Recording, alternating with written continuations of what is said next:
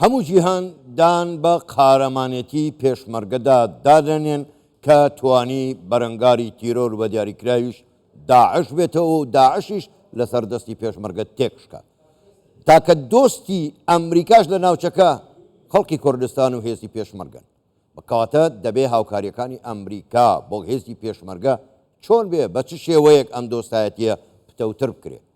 بۆ قسەکردن لەسەر ئەم بابەتە ئەوە چەندین پرسی تر میوانێکمان لەگەڵدایە میوانەکەمان زۆر بەڕێز ژانڕاڵی پێشوو و ئەلێکس بالاسیس کاندید بۆ کۆنگرسی ئەمریکا لە ویلایەتی داکۆتای باکوور ڕاستەخۆ لە ئەمریکاوە لەگەڵماندایە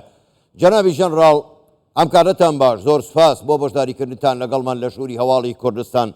24 بۆ خۆت باش دەزانی تاکە دۆستی ئەمریکا لە ناوچەکە گەلی کوردستان و هێزی پێشمەرگەی کوردستانە کە داعشیشی تێکشکان کەواتە پرسیار ئەمەیە دەبێت هاوکاریە سەربازیەکانی ئەمریکا بۆ هێزی پێشمەرگەی کوردستان چۆن بێت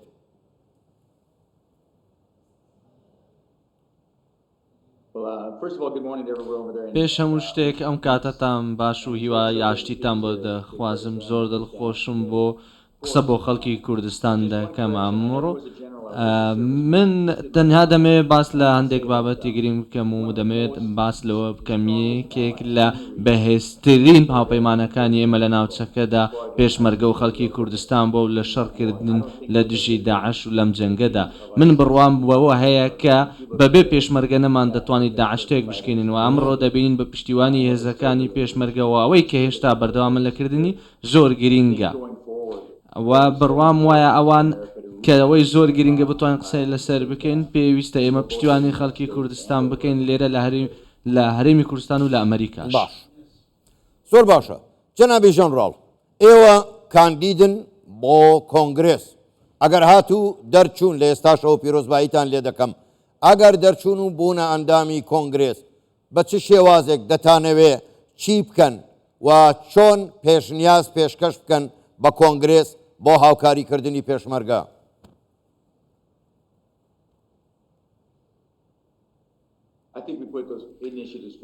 بڕوام وایە کە ئێمە دەتوانین چەندین کار بکەین بۆ پشتیوانی لە هاوپەیمانەکانمان بکەین و ئێمە بێگومان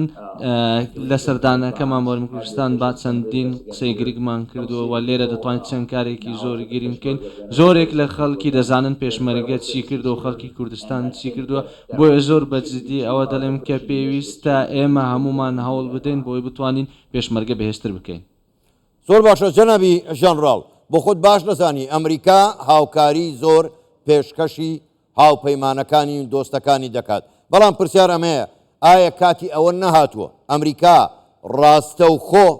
هاوکاریە سەربازیەکانی پێشکەشی هێزی پێشمەرگەی کوردستان و کوردستان کە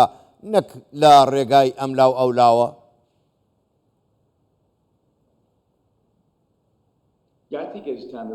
بەڵێ من بڕامە بەوە هەیە کە ئێستا کاتی هاوکاری پێشمەرگە بکەینەوەی کە پێشمەرگە دیکات لە ناوچەکەدا زۆر گرنگە وەڵام بەردەوامن لە بەرەکانی پێشەوە بەرگری بکەن بڕام وایە کە ئەوەی سەرۆک ترەمپ دەکات و هەروەها ئەوەی کە پێویستە ئێمە بیکەین ئەوەی کە ترەمپ کردی بێگومان هاوکاریکردنی هاوپەیمانەکانمانەوە چاومان لە هەموو هاوپەیمانەکان بێەوە پێویستە بزانین چۆن دەتوانین پشتیوانی هاوپەیمانەکان بکەن لە ڕووی ڕاهێنان و پێداویستی چەک و تەقەمەنی بۆیە ئێمە پێویستیمان بەم هاوپەیمانانە هەیە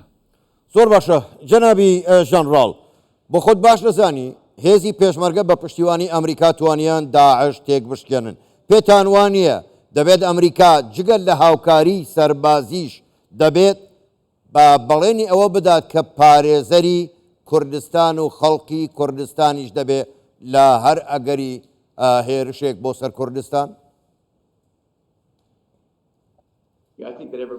بەڵێ بڕوان بۆ هەیە کە هەموو کەسێک شایستەی ئەوەیە بژاردێ بێ بتوانێت بە ئاشتی بژی و واروەها بە دڵنیای و خەڵکی کوردستان ئەو مافەی هەیە هەمویان بە ئاشتی بژین چونکە چەندین کێشە هەیە من بەڵام دەکرێت ئێمە ڕێ و کێشانە ببینەوە دەکشێت گفتوگویان لەبەر بکەین ئەمریکا هەماهەنگ و هاوکار بێت بۆی بتوانن بەم کێشانەدا زاڵ بن و ئەو جیاوازیانەی کە هەن چارەسەر بکرێت بەڵام ڕاستیە کە ئەوەیە کە ئەم هاوپەیمانانەی ئێمە پێویستە هێشتا کاریان بکرێت و چاومان لێیان بێت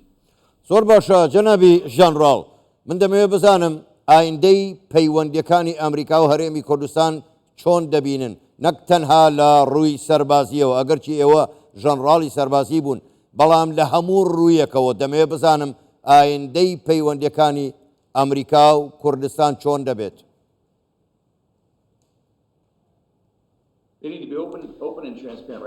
بێگومان بە شێوەیەکی دیاریکرا و پەیوەندیەکی زۆر باش دەبێت چەندین سەردان دەکرێت سەرکردەکانی کوردستان سەردانی ئێرە دەکەن و گفتوگە و لێک تێگەیشتنی هاوبەش هەیە زۆر گیرە گۆڕانکاری بەسەردا هاتووە لەو کاتەوەی کە پێشمەرگە توانیت داعشتێک بشکێنێت بۆیە خاڵی زۆر گرینگەن دەتوانین ئێمە بەیەکەوە کاری زیاتر بکەنەوە مەوڵەکان بکەین بۆەوەی بزانین لە ناوچەکەدا چی ڕوودەدات و هەردووکمان بەیەکەوە بتوانین ڕوبەڕووی ببینەوە. زۆر باشە زۆر بەڕێز ژانڕاڵی پێشوو ئەلێکس باڵەزس کاندید بۆ کۆنگرسی ئەمریکا لە ویلایەتی داکۆتای باکوور ڕاستەخۆ لە ئەمریکاوە لەگەڵمان بووی بە ئومێدی ئەوەی دەربچن و ببنە ئەندامی کۆنگرس. سوپاس بۆ بەشداریکردنتان لەگەڵمان.